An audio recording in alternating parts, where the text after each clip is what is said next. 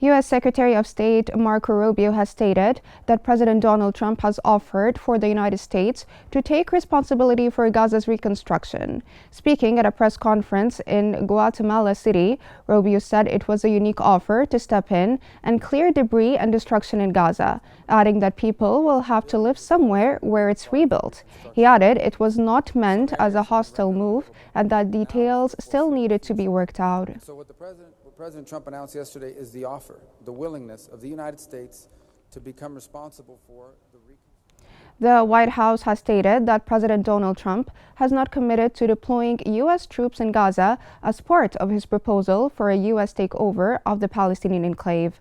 White House Press Secretary Caroline Leavitt told reporters that the president believes the United States must be involved in Gaza's rebuilding to ensure stability in the region. She added that this does not mean deploying U.S. troops in Gaza. Reconstruct this region. And let me just take a step back here, because this is an out-of-the-box.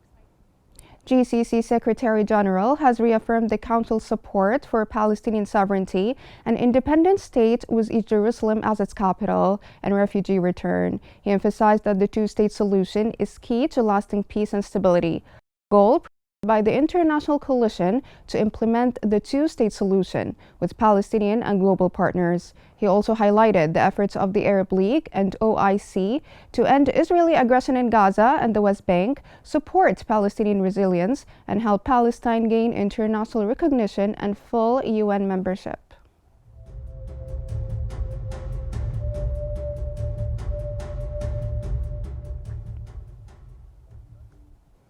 Israeli Prime Minister Benjamin Netanyahu has stated that there is nothing wrong with Donald Trump's proposal to displace Palestinians from Gaza, despite widespread international criticism.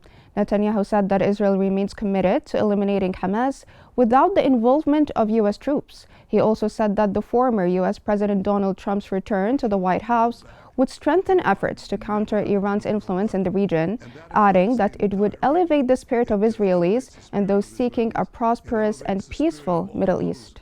We want to see a different Middle East, a prosperous and peaceful Middle East. I think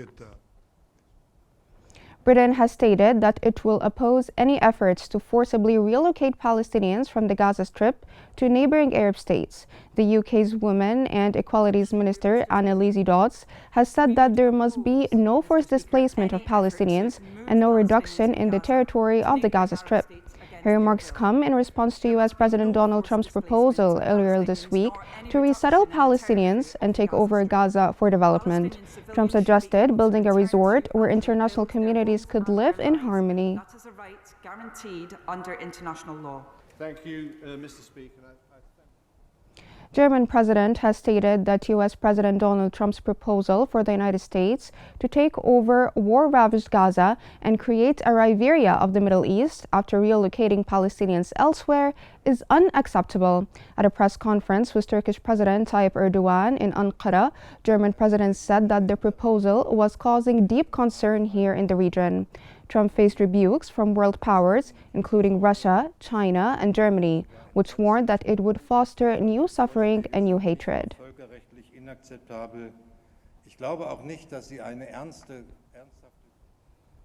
Amnesty International has condemned U.S. President Donald Trump's proposal to transfer Palestinians from Gaza, calling it outrageous and a flagrant violation of international law. Amnesty International Secretary General Jens Kalamard stated that any plan to forcibly transfer from occupied territory against their will constitutes a...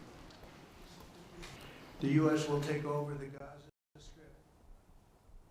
A European Union's foreign policy spokesman has said that the Gaza Strip must be an integral part of a future Palestinian state and that the Union is committed to the two-state solution.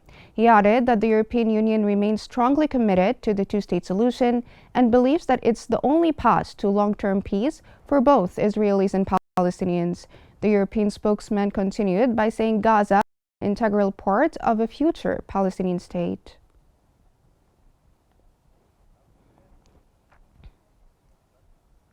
United Nations Secretary General Antonio Guterres has told President Donald Trump to avoid ethnic cleansing in Gaza.